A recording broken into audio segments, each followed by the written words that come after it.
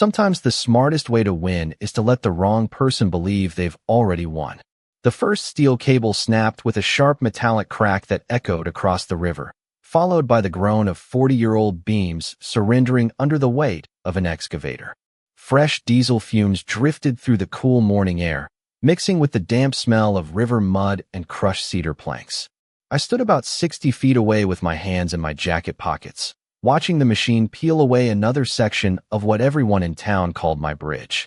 Victoria Ashcroft, president of the Ridgemont Hills HOA, folded her arms with the kind of satisfied smile that only comes from believing you've just humiliated someone in public. Her designer sunglasses reflected the flashing amber lights of the construction equipment, while half the neighborhood gathered behind temporary barricades to watch what they assumed was the end of my little rebellion. Someone whispered that I'd finally learned my lesson. Another laughed and said property owners always think they're above HOA rules until reality catches up with them. I didn't answer either one. I simply kept watching another bucket of steel and timber disappear into the waiting dump truck. What made the whole scene almost surreal wasn't the destruction itself. It was how carefully everything had been documented. 3 construction cameras sat on tripods. A drone hovered overhead, recording every angle. Survey flags marked every corner. Every invoice, permit, and signature would leave a perfect paper trail. Victoria thought that protected her. In reality, it protected me. The bridge crossed a narrow stretch of the Clearstone River just outside my property in western Montana. My grandfather helped maintain it when I was a kid. My father taught me how to replace loose deck boards every spring after the snow melt. For 30 years, neighbors waved at me while driving across it, and somewhere along the way, everyone started calling it Daniel's Bridge. I never corrected them because it wasn't worth explaining. People believe what they hear often enough. That simple misunderstanding had become the foundation of Victoria's entire campaign against me. 6 months earlier, she decided the old bridge ruined the luxury image of her expanding subdivision. She wanted a decorative entrance with stone pillars, landscaped sidewalks, and a brand new access road controlled by the HOA. There was just one obstacle. The bridge stood exactly where her development plans needed to go. She sent letters demanding I remove it. She fined me for refusing. She accused me of creating a safety hazard. She even stood in my driveway one afternoon and pointed across the river with that polished realtor smile, promising she'd have it demolished whether I cooperated or not. I remember looking at her, hearing the distant rush of the river beneath those weathered beams, and thinking she had no idea what she was actually threatening. So I stopped arguing. I stopped attending HOA meetings. I stopped answering certified letters. I even ignored the final demolition notice taped to my mailbox. The quieter I became, the more confident Victoria grew. She thought silence meant surrender. It never crossed her mind that silence could also mean patience. As another support beam crashed into the muddy bank below, I glanced down at the single folded document resting inside my coat pocket. I had carried it for weeks without showing anyone. One faded government seal. One forgotten ownership record. One sentence that was about to change every single person standing on that riverbank. I have spent my entire adult life building things that most people drive across without ever noticing. Bridges, culverts, retaining walls, flood channels. If a structure quietly does its job for decades, nobody stops to admire it. They simply trust it.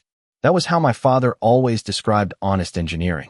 If people only notice your work when it fails, then your job is to make sure it never does. My name is Daniel Walker, and for 22 years I worked as a civil engineer specializing in transportation infrastructure throughout Montana. My office was filled with blueprints instead of awards, coffee-stained survey maps instead of family portraits, and boots coated with dried mud from job sites scattered across 3 counties. I preferred rivers to conference rooms and steel beams to office politics.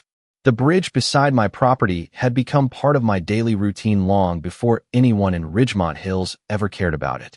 Every morning I crossed it with a thermos of black coffee balanced beside me, listening to the tires hum softly over weathered timber while the Clearstone River rolled beneath in its own steady rhythm. During spring runoff, the water carried broken branches and melting mountain snow. During autumn, bright yellow cottonwood leaves floated underneath like tiny boats heading south. The bridge was never beautiful in the magazine cover sense. It was practical, dependable, and built to last. My grandfather used to tell me that dependable things rarely receive appreciation because people mistake reliability for permanence. He would tighten an old wrench against a loose railing bolt, wipe his hands on faded denim overalls, and smile as if maintaining something ordinary was one of the most important jobs in America. My father continued that tradition after him. Every few months, we would replace worn deck boards, repaint sections of guardrail, clear driftwood after heavy rain, and inspect expansion joints even when nobody asked us to. Neighbors often slowed their trucks to wave as they crossed. Kids rode bicycles over it on summer afternoons. Delivery drivers used it without thinking twice. Somewhere along the way, people stopped saying the bridge by the river and simply called it Daniel's Bridge because I was always out there maintaining it. I never claimed ownership. I never corrected anyone either. There was no reason to. The nickname was harmless, or so I believed. When Ridgemont Hills began expanding 5 years earlier, everything changed. Expensive homes replaced open pasture. Decorative stone entrances appeared where old fence lines once stood. Golf carts became more common than pickup trucks. Then came the Homeowners Association with glossy newsletters, architectural committees, landscaping standards, and endless meetings about appearances. They admired everything polished and new while quietly dismissing anything older than themselves. To Victoria Ashcroft, the bridge represented an inconvenience standing between her vision and another profitable phase of development. To me, it represented decades of trust, routine, and quiet responsibility. Those two perspectives were always destined to collide. Looking back now, I realized the first mistake was not theirs. It was mine. I assumed everyone valued history enough to ask questions before making decisions. Victoria never asked a single question about that bridge. She only saw an obstacle. And sometimes the most expensive mistakes begin with someone believing they already know the whole story. Victoria Ashcroft had a remarkable talent for making unreasonable demands sound like neighborhood improvements. She never raised her voice. She never lost her composure. She smiled through every conversation as though she were offering a generous favor instead of taking something that did not belong to her. The first time she visited my property, she arrived in a spotless white luxury sport utility vehicle that barely had a speck of dust on the tires despite the gravel roads surrounding the subdivision. Even before she stepped out, I caught the faint scent of expensive perfume drifting through the open window, completely out of place beside the smell of pine trees and fresh river water. She walked toward the bridge carrying a leather folder tucked neatly under one arm, pausing halfway across the weathered planks as though she were inspecting an outdated piece of furniture. "Daniel," she said with a practiced smile, "this structure is becoming a problem for future community planning." I leaned against the railing, coffee still warm in my hand, listening to the quiet rush of the Clearstone River below. "It has been standing here longer than either of us," I answered. She laughed politely, the kind of laugh that never reached her eyes. "Exactly. It has served its purpose. We are creating something better now." Better. That word became her favorite weapon. Better landscaping. Better access. Better property values. Better aesthetics. Somehow, every improvement she proposed required removing something that had quietly served the community for decades. A week later, I received the first certified letter. According to the Homeowners Association, the bridge created visual inconsistency with the architectural standards of Ridgemont Hills Phase 3. The document claimed it discouraged premium home sales and interrupted the planned entrance corridor leading toward the newest section of the development. I read every page carefully, then folded it and placed it inside my desk drawer beside dozens of old engineering reports. 2 weeks after that, another envelope arrived. This one demanded that I submit engineering documentation proving the bridge met current community standards. I smiled to myself because the phrase community standards appeared 7 times in 4 pages, yet nobody from the association had ever asked who established the engineering standards that actually mattered. Victoria organized a neighborhood meeting the following month.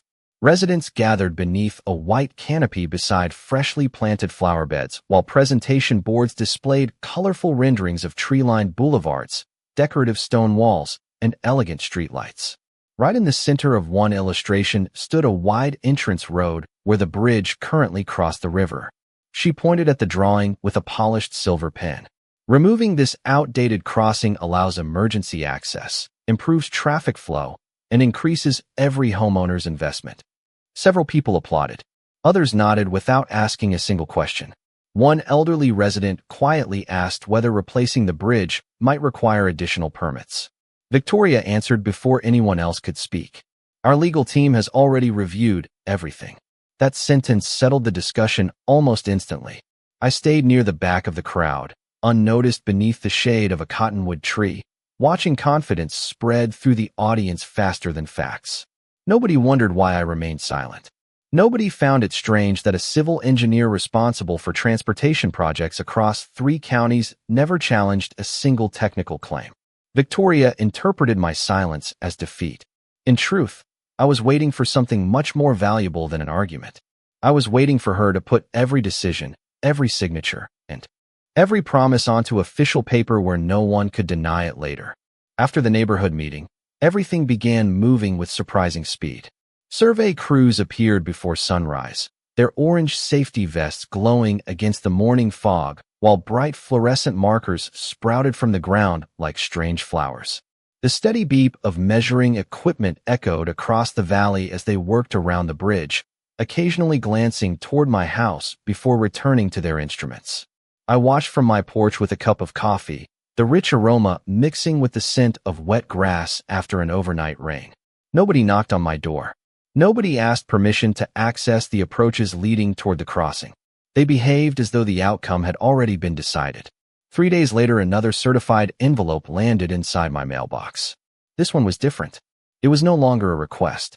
It was a formal notice announcing that demolition would begin within 30 days as part of the Ridgemont Hills Expansion Corridor Improvement Project. Attached to the notice was an invoice charging me for debris removal, environmental cleanup, and temporary traffic accommodations. I actually laughed when I reached the final page. They were billing me thousands of dollars for destroying something they insisted I had no right to keep. That afternoon, I drove into town and visited the construction company listed on the permit. The project manager welcomed me politely until I introduced myself. His smile faded just enough for me to notice. He explained that every authorization had already been approved through the Homeowners Association and that their attorneys had assured the company all ownership issues were resolved. I asked one simple question. Did anyone verify the ownership records independently? He hesitated for only a second before answering. We relied on the documents provided by the client. That single sentence told me everything I needed to know. Nobody had confirmed anything. They had simply trusted Victoria. The following week, heavy equipment arrived beside the river. Flatbed trailers unloaded excavators, loaders, and stacks of temporary fencing, while diesel engines idled with a low, steady rumble that carried across the water. Curious neighbors gathered along the roadside, taking photographs with their phones. Some waved at the operators as though this were another community celebration. Victoria walked between the machines wearing a bright safety vest that still looked brand new, greeting contractors with complete confidence. She noticed me standing across the river and raised one hand with a satisfied smile that seemed to ask whether I was finally ready to admit defeat. I returned a small wave and nothing more. My calm reaction confused several people. One neighbor crossed the road and quietly asked if I planned to file for an emergency court order. Another suggested calling the county sheriff before the first machine started working. I thanked them both for their concern and said I was handling things in my own way. They assumed I had given up because I could not afford a legal fight. The truth was much simpler. Every minute those machines remained on site, every signature added to another work order, every photograph documenting the demolition, every invoice, every inspection log, and every drone recording strengthened a case that none of them realized they were building for me. Victoria believed she was creating evidence that justified her authority. I knew she was creating evidence that would eventually prove exactly the opposite. So when the first excavator rolled toward the bridge under a clear Montana sky, I did not try to stop it. I simply checked the time on my watch, slipped my phone into my pocket, and quietly let the paper trail grow. I waited until sunset before opening the old cedar cabinet in my workshop. The familiar scent of machine oil, aged wood, and yellowed paper filled the room as I pulled out a weathered metal box that had belonged to my grandfather. Most people would have seen nothing more than decades of forgotten documents tied together with faded cotton string, but I knew exactly what I was looking for. My grandfather believed no important project was ever truly finished until every drawing, permit, and inspection record had been safely stored. He trusted paperwork almost as much as concrete. My father inherited that habit, and without realizing it, so had I. One folder contained faded photographs of the bridge under construction. Another held maintenance notes written in careful block letters dating back more than 30 years. Then, tucked between two oversized engineering drawings, I found the document I had not looked at in almost a decade. The heavy paper felt different from the others. At the top sat an embossed government seal that had faded from bright blue to a dull gray over the years. Beneath it was an original project identification number followed by a title that immediately brought back a conversation I had almost forgotten. I remembered being 16 years old when my grandfather explained why we always maintained the bridge even though nobody ever sent us a maintenance bill. He smiled, folded the same document, and said, "We take care of it because it serves our community. But remember one thing, Daniel. Looking after something does not always mean owning it." At the time, those words sounded like another lesson about responsibility. Standing alone in my workshop decades later, they suddenly carried an entirely different meaning. I spread the engineering drawings across my workbench beneath a bright task light. Every dimension matched the existing structure. Every inspection stamp had been recorded. Every revision carried signatures from engineers whose names I recognized from transportation history classes years earlier. Then my eyes stopped on one line printed near the lower right corner in unmistakable capital letters. Property of the United States government. Maintained under cooperative local stewardship agreement. I read it again just to make certain I had not imagined it. The bridge had never been transferred into private ownership. It had never belonged to my family, and it certainly had never fallen under the authority of the Homeowners Association. We had simply maintained it on behalf of the community under an agreement established decades earlier after a flood reconstruction project. Suddenly, every letter Victoria had mailed, every fine she issued, every vote taken by the association board, and every demolition contract signed without verifying ownership became something far more significant than neighborhood overreach. They had all been built upon the same false assumption. I carefully photographed every page, scanned each drawing into my computer, and created multiple digital backups before returning the originals to their protective sleeves. Outside, the evening wind carried the distant hum of construction equipment preparing for another day beside the river. I stood at the workshop window watching the last sunlight reflect off the bridge one more time.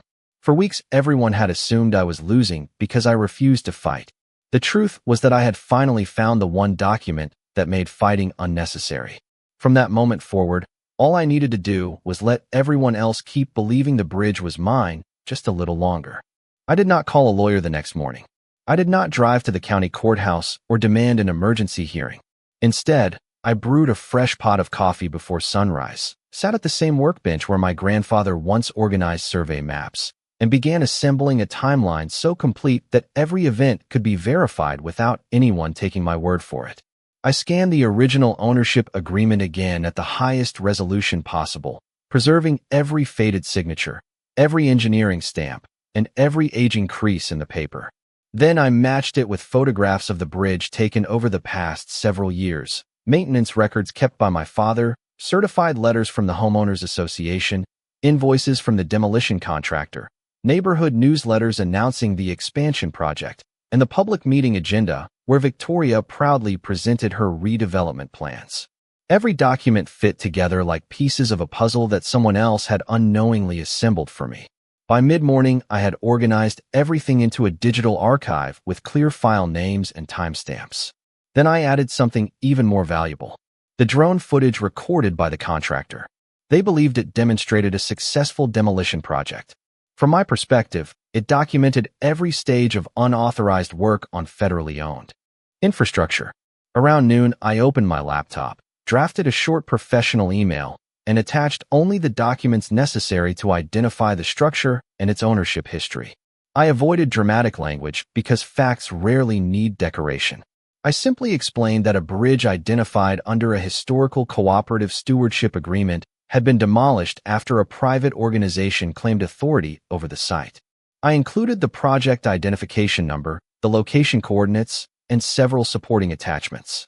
My message went to the regional transportation office responsible for maintaining historical infrastructure records. It also went to the agency listed on the original agreement. Then I pressed send. The entire process took less than 5 minutes. I spent the rest of the afternoon working around my property as though nothing unusual had happened. The sound of generators drifted across the river while workers loaded another trailer with salvaged material. Victoria occasionally walked through the construction area speaking confidently with supervisors and pointing towards survey stakes marking the future entrance road.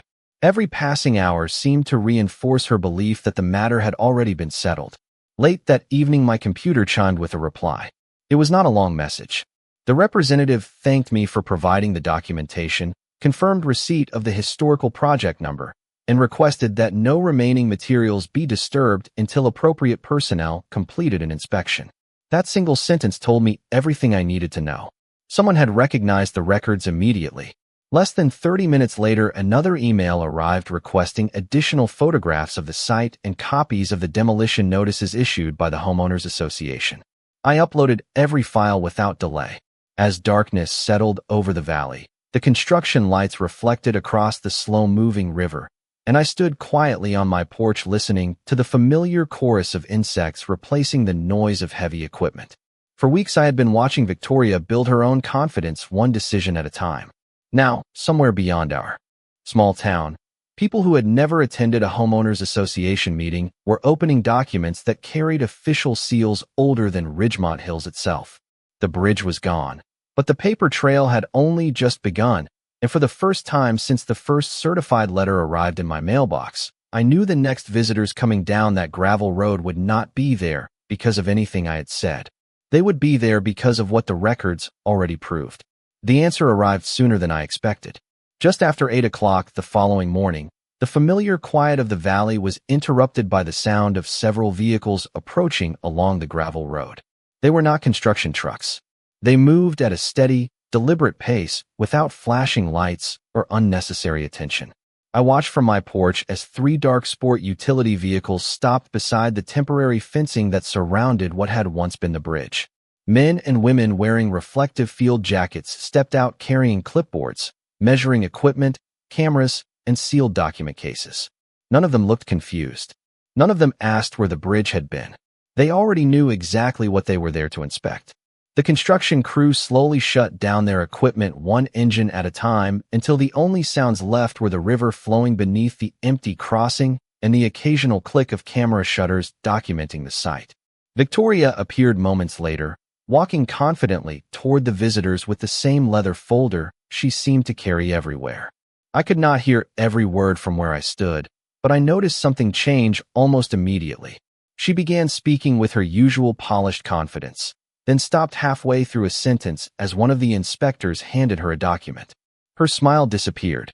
She read the first page, turned to the second, then looked back toward the demolished crossing with an expression I had never seen before. It was not anger. It was uncertainty. One inspector pointed toward the remaining bridge abutments, while another compared old engineering drawings against current survey measurements. A third photographed the contractors, equipment, temporary fencing, and every visible project sign. The drone that had been recording the demolition only days earlier was now documenting something entirely different. Every image captured another piece of the official record. The contractor's project manager approached carrying several binders filled with permits, invoices, and work orders. He answered questions carefully, occasionally pointing toward Victoria whenever a decision required explanation. Nobody argued. Nobody raised a voice.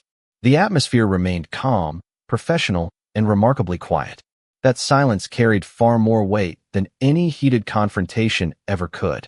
Around mid-morning, one of the inspectors walked across the road toward my property. He introduced himself, thanked me for preserving the historical documents, and asked whether I still possessed the original stewardship agreement. I invited him into my workshop where the old engineering drawings remained spread across the workbench. He examined each page with obvious familiarity before carefully placing them back into their protective sleeves. "These records have been maintained exceptionally well," he said.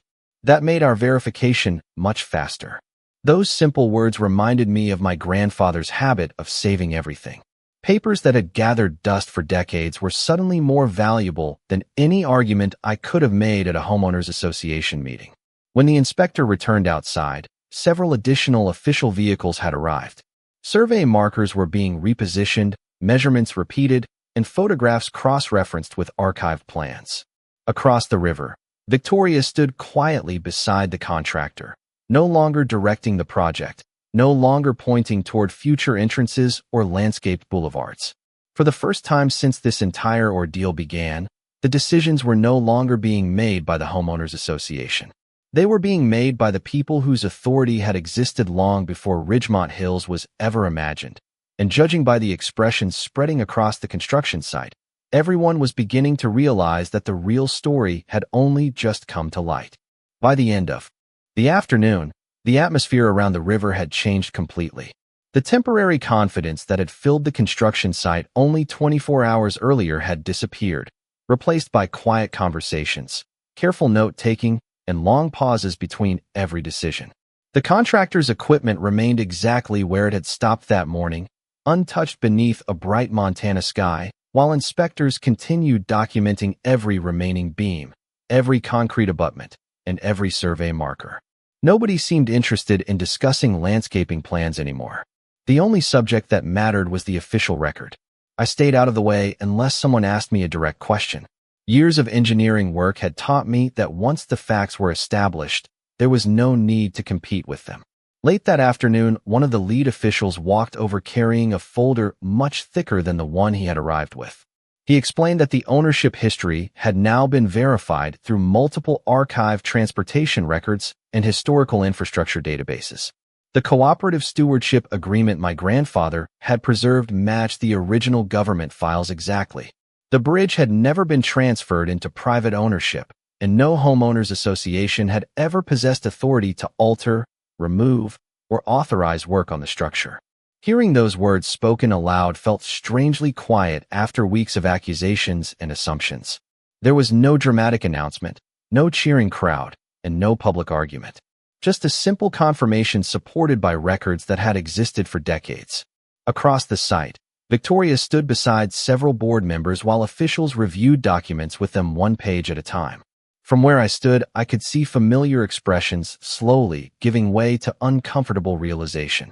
They had relied on appearance instead of verification, confidence instead of documentation. Every certified letter they had mailed, every vote recorded during board meetings, every invoice approved for demolition, and every public statement claiming authority had become part of the same documented sequence. The contractor later approached me, with a noticeably different tone than during our first conversation. He admitted that his company had relied entirely on the paperwork supplied by the homeowners association and had never independently confirmed ownership. I appreciated his honesty because responsibility and intent are not always the same thing. Professional mistakes can happen when assumptions replace due diligence, and that lesson was now becoming painfully clear for everyone involved. Over the following days, additional notices were exchanged between the appropriate agencies, the contractor, and the homeowners association. Work on the planned entrance corridor remained suspended while officials completed their review. The invoices that had once demanded payment from me quietly disappeared from further discussion. Instead, attention shifted toward documenting restoration requirements, reviewing administrative procedures, and determining the proper path forward under the existing regulations. Several neighbors stopped by my property during the week, some apologizing for believing the rumors that had spread through the subdivision, others admitting they had never questioned the association because they assumed someone else had already verified the facts. I told each of them the same thing. Records matter because memories change. Assumptions grow stronger every time they are repeated, but the truth stays exactly where it has always been, waiting for someone willing to read it carefully. As the sun settled behind the mountains that evening, the empty space where the bridge had once stood no longer felt like a symbol of loss. It had become something much more meaningful. It was proof that quiet preparation could outlast loud certainty, and that the strongest foundation I had inherited from my grandfather was never made of timber or steel. It was the simple habit of preserving the truth long before anyone realized they would someday need it. Nearly a year passed before the sound of construction returned to the river, but this time it carried a completely different meaning. Instead of hurried demolition crews following assumptions, experienced bridge engineers arrived with detailed survey plans. Environmental specialists and restoration teams working from verified records. Every measurement was checked twice. Every permit referenced the same historical project number that had rested unnoticed inside my grandfather's metal box for decades. I often stood near the riverbank before sunrise with a cup of coffee, breathing in the cool mountain air while fresh-cut lumber, clean concrete, and damp earth blended into the familiar scent of honest work. It reminded me of weekends spent beside my father replacing deck boards one bolt at a time, never imagining that the old paperwork he carefully stored would one day protect the entire crossing. The new bridge respected the original alignment while incorporating modern engineering standards that would allow it to serve future generations. When the final inspection was completed, the barriers came down without speeches or ceremonies. A simple notice confirmed that the crossing had officially reopened. I was the first person to drive across it that morning, not because anyone reserved the honor for me, but because I happened to be there before the rest of the town had finished breakfast. The tires rolled smoothly over the new deck while the Clearstone River flowed beneath exactly as it always had, completely indifferent to the months of controversy above it. Some things in life never need to prove their value. They simply continue doing what they were built to do. Over the following weeks, neighbors stopped treating the bridge as my bridge and started referring to it as the river crossing again. Oddly enough, I preferred that. It had never belonged to me. And now everyone finally understood the difference between caring for something and claiming ownership of it. Victoria eventually moved away from Ridgemont Hills. I never celebrated her departure because the story had never really been about defeating one person. It had always been about what happens when confidence outruns verification. The contractor and I shook hands the last time we met. He told me his company had changed its internal procedures and now required independent ownership verification before accepting similar projects. Hearing that meant more to me than any apology could have. Even several members of the Homeowners Association admitted that they had trusted assumptions instead of asking simple questions. That lesson reached far beyond one bridge. Today, the old metal document box still sits on the same shelf inside my workshop. The faded government records remain inside protective sleeves, not because I expect another dispute, but because history only survives when someone decides it is worth preserving. Every so often I unfold the stewardship agreement and remember my grandfather's quiet words. Looking after something does not always mean owning it. Back then I thought he was teaching me about maintenance. Now I understand he was teaching me about humility, responsibility, and patience. The strongest evidence is often the piece of paper nobody bothers to read until it is too late. Whenever I cross that bridge now, I no longer think about homeowners associations, certified letters, or demolition equipment. I think about how easily appearances can mislead people and how quietly the truth waits inside forgotten files. Justice did not arrive with shouting, revenge, or public humiliation. It arrived one verified record at a time, proving that patience, preparation, and respect for the facts will always build a stronger foundation than arrogance ever can.